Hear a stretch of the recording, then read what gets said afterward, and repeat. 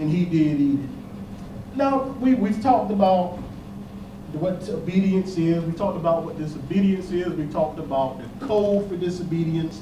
But there's also some types of disobedience, if you will have them.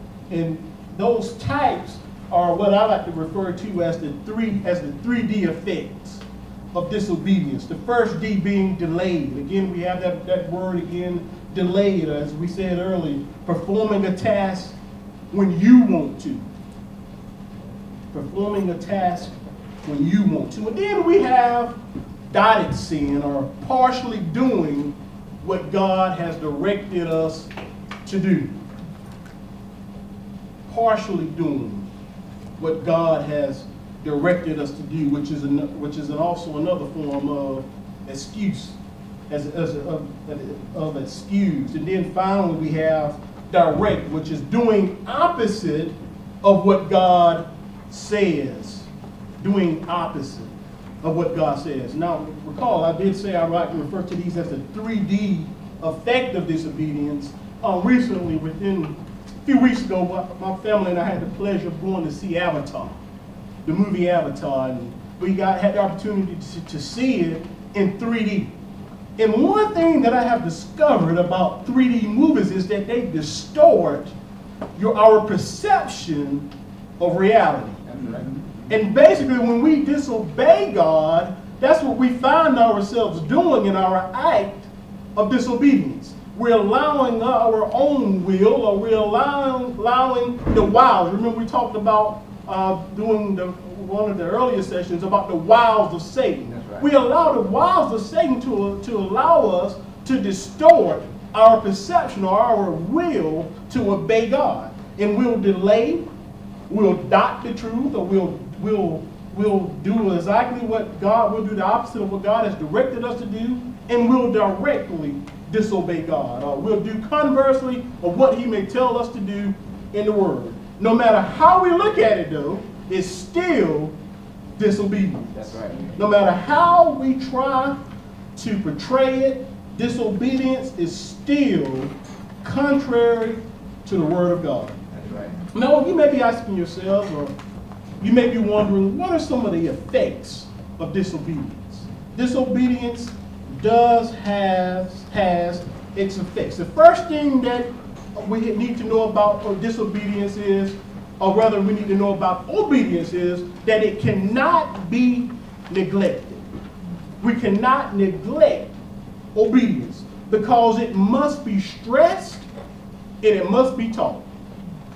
Those of us who are parents, one thing that we strive to instill in our children at an early age is the act of obedience. Right.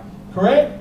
Right. I can recall when my daughter was a toddler, and I would summons her, I would call her to me, and she'd take off running, and I'd laugh and I'd give chase to her, and I would think it was cute. But now that she has gotten older, and whenever I summons her, and if she doesn't come right there at the moment that I summons her, I don't think it's cute anymore. Well, because now that she's older, and I have taught her over the years, and I have stressed to her over the years, that obedience says when your name is called, no matter where you are, no matter what I may want, you should either answer or you should proceed to me from wherever point or wherever location you're at. Amen. Because if obedience is neglected, the proper love of God is at stake.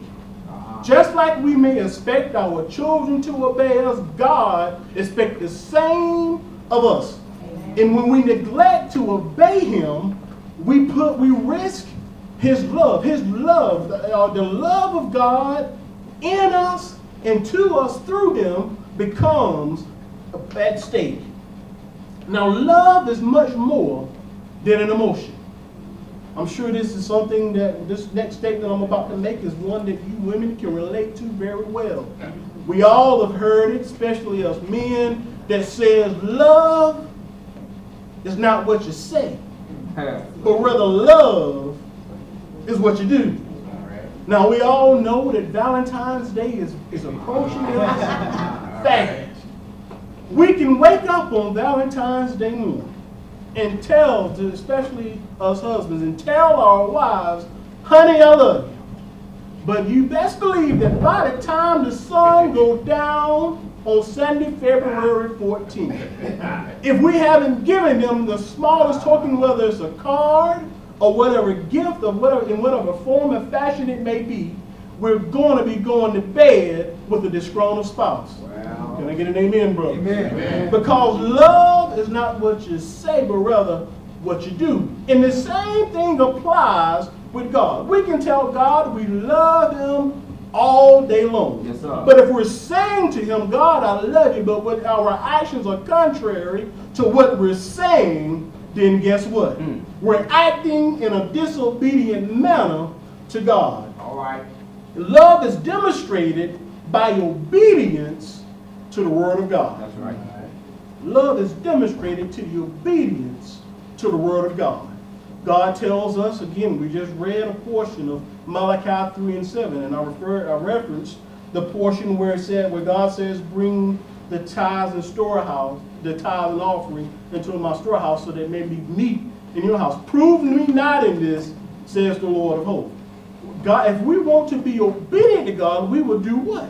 We will obey God's word and bring the tithe and offering into his storehouse. That's another class, that's another session. But yet and still, we demonstrate our obedience to God's word by acting according to his word. Amen.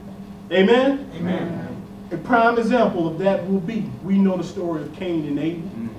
They both, the two brothers of Adam and Eve, the two sons of Adam and Eve, they both offered up sacrifices to God. God was pleased with Abel's offering because he offered up a sacrifice, a blood sacrifice of his best animal.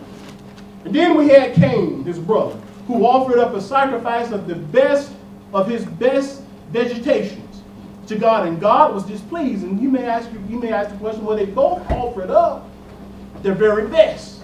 They both were committed to. They both were sacrificed the best that they had to offer. But where Cain made the mistake at is that God said that in order for us to make a sacrifice to him, it had to be a sacrifice of what? Blood.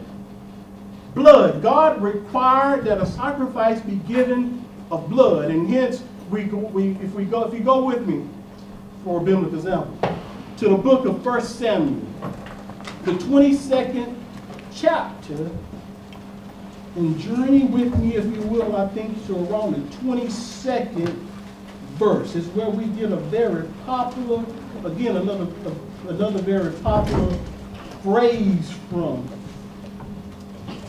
And we're going to see how Cain and Abel's sacrifices distinguish themselves from God's requirement.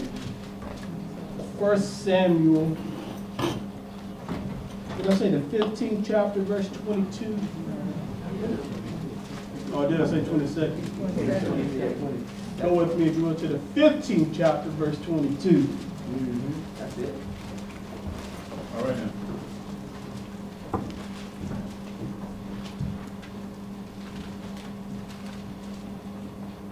Says, and Samuel said, hath the Lord as great delight in burnt offerings and sacrifices as in obeying the voice of the Lord?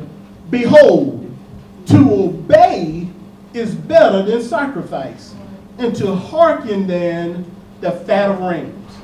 So again, to how this ties into my illustration of Cain and Abel is, even though they both gave a sacrifice, obedience is what God requires more from us than our sacrifice.